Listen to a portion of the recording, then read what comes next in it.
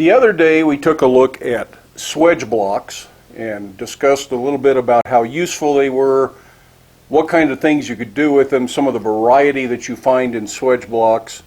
And then we took a little trip around the internet real briefly just to see how prohibitively expensive Swage blocks could be if you're on a budget. Swage blocks are a wonderful thing to have in the shop. If you can afford one and come up with a way to get one, you're going to be glad. You'll never regret having it. But I realize not everybody can have a Swage block or afford a Swage block or has room for a Swage block. So what are some of the alternatives to do what this does if you don't have this? Perhaps the most universal feature of a Swage block are the half rounds and the other shapes around the perimeter of the block. These smaller blocks that have shovel forms and ladle forms have these shapes on the outside. My big block that just has holes in the middle has these same shapes on the outside. That's one of the most common things you're going to find in a Swage block. But do you have to have a Swage block to have those? Of course not. Remember, the Swage block is a replacement for the bottom swedges used at the anvil, not the other way around. These came first, and you can make these yourself. They're cheaper to buy than a Swage block if you find them in the used market, and you can still buy these new, although if you bought the assortment on a common Swage block, it would cost you way more than the Swage block. But you don't use those that often. There's probably only 2 or 3 of them you use all the time. So you can make your own half rounds, V-swedges, custom shapes all by yourself, and this is one we made here in the shop, and there's a video on that. And we're going to make some more of these one of these days. You can also make cup swedges for doing small bowls and ladles, although this is actually a giant rivet set. It just happens to fit my hardy hole. So that's a found object. I have no idea where you find these normally. This one came from an auction, and it was not an auction of some place that should have had stuff like this. It was just somebody's machine shop going out of business, and they had all sorts of stuff. In fact, that's where my big Swage block came from. So there's lots of this stuff. You can make all of these you need, but you don't need to buy them all at once. You make them when you need them. So that's one of the easiest ways to substitute that part of the Swage block. Perhaps the simplest and most affordable substitute for a Swage block is just a section of log. Just a cut-off piece.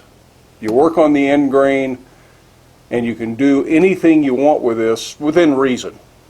A section of log is not a very good replacement for all the half rounds and V-swedges around the perimeter of a Swage block, but it is an excellent replacement for the spoon shapes and the ladle shapes and the shallow bowls and even the fireplace shovels. Somebody shared on the Facebook group a picture of his log that he had taken a chainsaw and cut a shovel form into that is very much like the shovel form on a Swage block. And here is a quick look at Stan's stump or log with the shovel form cut into it and the resulting shovel. Excellent looking shovel and a great idea for the log. It's an outstanding solution. Now it's going to burn, it's going to degrade, you're going to have to fix it or redo it or get a new log at some point. But you could probably make several dozen shovels before that happens. And you can carve whatever it is you want in the end of this log. You can carve the bowls, you can carve the spoons, you can use an angle grinder with a flap disc. You can use a chainsaw, although be sure you're comfortable doing that. Chainsaws can kick back and they can be very dangerous tools for doing little carvy kinds of things. But if you're the guy that carves chainsaw bears to set out in front of people's houses, you can probably handle this. You can burn depressions in. This one's just been burned in. I use it for making shallow dish forms, and it's just gotten hot so many times it just burns in slowly. And the same thing would happen with spoons, and there's some other little depressions in the end of this. So it's a very useful thing. You can create whatever you want on the end of the log. Again, I wouldn't try to do the half rounds because you're not going to do any heavy forging. You're essentially shaping sheet metal at that point. A log is also a handy place for straightening twists. If you use a rawhide or a brass hammer and put the twisted material over a log, you won't mess up the edges of your twist. So it's another good thing to use a log for. Now mine is sitting on my Swage block, so I have a short log, and this is the way I tend to use it. If you don't have a Swage block to set this on, which based on this discussion you probably don't, cut this long enough that it's about anvil height, maybe just a hair lower, and it'll be a much handier solution. And you can cut different depressions on both ends of the log and just turn it over if you need to. This one's about 14 or 16 inches in diameter. That's a pretty good size. But whatever you've got ought to work. I don't think the wood species matters too much. Yes, they're going to smoke. Yes, you're going to cough and choke a little bit. That's the downside of the log. You can throw some water on there and that helps keep it down a little bit. But they're still going to smoke. They're still going to burn on top. Make sure they go out before you quit for the day. Although I've never had one that actually wanted to burn. Now we talk about the round forms like ladles and things like that. One solution is just to get yourself a piece of pipe. Large diameter, the heavier the wall the better, because it's going to be stouter, and the log doesn't make a bad place to put that. But if you really need to sink something into this, and it's for making dish shapes, and you're just supporting the outer edge, so you got to be careful not to hammer too hard. But this edge is a little bit rough on the material. So make yourself a ring, and this is something you'll have to weld, and weld a ring to the top of that that's completely covers that sharp edge. This one needs to be cut and made just a hair smaller for this pipe. But that would be an excellent solution for doing things like ladles and the dishes for candle holders and things like that. And you can make this in any size you want. You could make them, squish the pipe a little bit and make them oval to make spoon forms. You could use square tubing for square forms, although I'm not sure what I would ever use that for. But use your imagination. You can make just about anything you want this way, and it'd be very useful. It just isn't supported at the bottom, so you have to be careful about really hammering hard on whatever's in there. It's just light progressive taps. And we'll finish this and we'll show you how that works in an upcoming video. Sometimes you just get lucky at the scrap yard and you can find who knows what to use for a swedge. This is a nice bottom round. It's kind of flat in the bottom with a nice radius here. It's not cut straight. I have no idea what that was, but it's not a bad found object for doing some shaping in.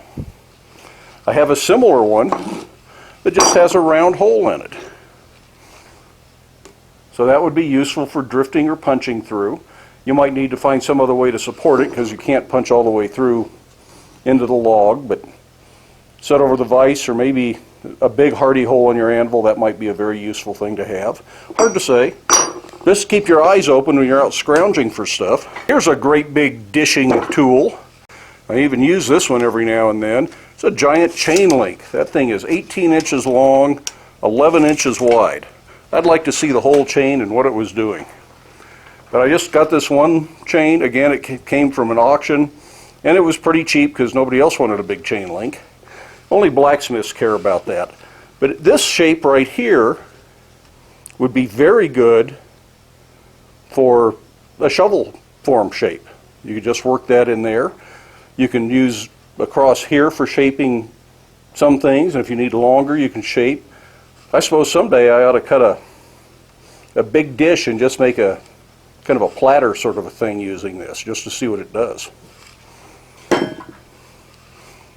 Sometimes you just get big heavy bars that just have a nice bend that might be worth shaping something into.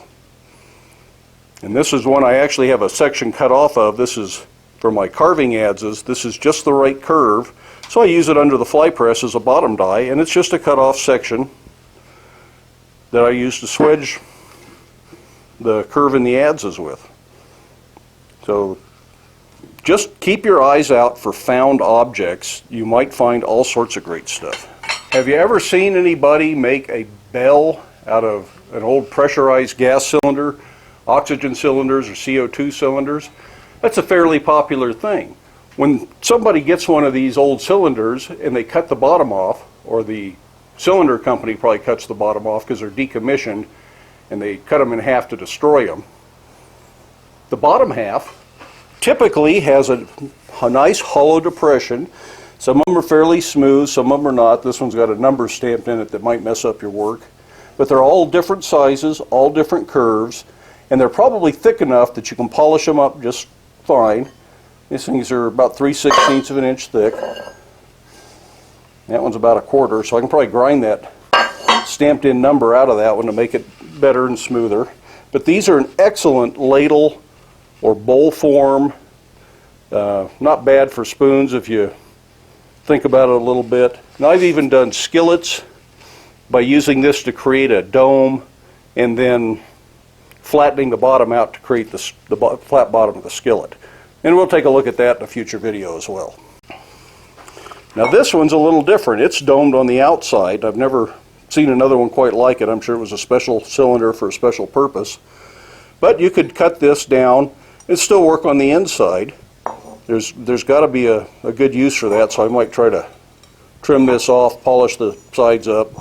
All useful stuff. It's worth collecting if you run across it. Another thing to look at, just briefly here, and this isn't really a swedge. This is just something made out of some small rail. I don't know if it's narrow gauge rail or mine rail or even roller coaster rail. Some of the old roller coasters use similar rail. Hard to say, probably mine rail or narrow gauge rail. But by putting a bar across here and hammering between, you can straighten or put controlled curves in a bar, and that's a very handy tool sometimes. Made out of big track, full-size track, it would be even heavier and more substantial. I like the little one because it's easy to take out and store. And the Hardy shank fits my handle. We've looked at some of these swedge block alternatives in previous videos when we were making things like fireplace shovels or candle holders to show how they can be used to shape some of those components. So go back and look at some of those videos. I'll try to put links somewhere interspersed throughout the video for the shovel and the candle holder at the very least, and see if I can find some others where we may have used the log or the oxygen cylinder bases for some sort of a form to shape things. Whether you have a swedge block or aspire to own a swedge block, a lot of these things still come in handy. I use those oxygen cylinder bases quite often. I use the stump fairly often. There are certain projects that just is the thing that I go to. But I still use my swedge blocks quite a bit. They're all useful tools, and they will all be handy in your shop. Finding things like that giant chain link just takes a bit of luck, and if you keep your eyes open and you look around and you go to some auctions and you can't afford to buy the anvil or the forge because everybody else in the world came to buy the anvil and the forge, and they've run the price up more than it would cost to buy a new one, sometimes those oddball hunks of steel that nobody really wants because they spent their money on other stuff come in handy, and you can get them pretty cheap. Sometimes they're scrap around people's property and they're happy for you to haul them away, get permission. And sometimes you can find them in scrap yards and pay scrap prices for them. It's just something you need to look around for and keep your eyes open, and sooner or later you will find this stuff. None of that stuff did I go looking for. It's just a matter of paying attention and saying, oh, that looks useful. I think I'm willing to spend $5 on that or $10 on that, or gee, thanks for giving me that. So it's just something, if you keep your eyes open, and hopefully a chunk of log is something you can get for free. A lot of people cut trees.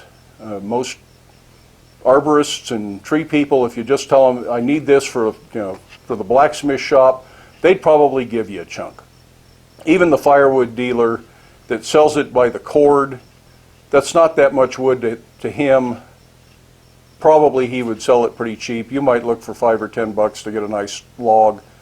But if you work at it, you can probably get one for free. And if you live in territory that's got trees that need to be cut anyways, you might be doing somebody a favor if they need help cutting a tree down or cutting it up for firewood, and they might give you a log like that. Very handy item in the shop.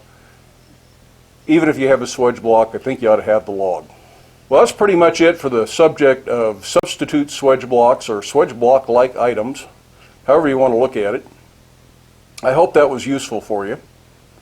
Somebody has suggested that I do a live stream, or start doing live streams, plural, and it's something I've kind of resisted because I'm not really sure if there's that much interest, and I'm not sure if my internet connection will support such a thing.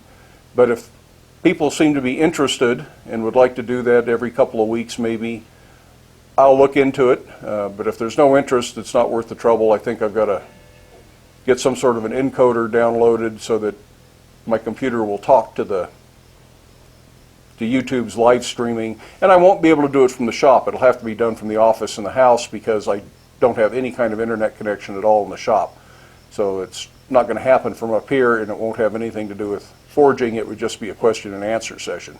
So if you're interested in that, go ahead and leave a comment in the comment section, yay or nay, and we'll think about it. It's not something I'm going to get real serious about right away, but it could happen. If you would like to help support these videos financially, there is a link down in the description to PayPal and another link to Patreon. PayPal, you can make a one-time donation if you so choose. Patreon would be a monthly donation, and those donations would just help offset the cost of making the videos, both for the equipment and for my time to spend doing videos instead of making products for sale. There is no obligation. The content is free. Well, I've talked long enough in general, so I'm going to head in for the night. It's been a long, hot day in the shop. Got it up to 100 degrees here for the very first time. And we've seen our first bear. Came around a couple of nights in a row and has been poking around the front yard. That's something we do get around here. At Black Bear Forge, we actually have black bears that roam through. Luckily, they don't really come into the shop very often. And they aren't much help when they do. Hope you liked the video and could give it a thumbs up. Love it if you hit that subscribe button. Feel free to watch some more of the videos, share the videos with your friends, but make time in your day or your week to get out to the shop, make something, use your imagination, whether it's finding substitutes for your Swage block or just in the items that you're making every day. But have fun doing it. Do stay safe, and of course, wear your safety glasses. And we will see you for the next one. Good night.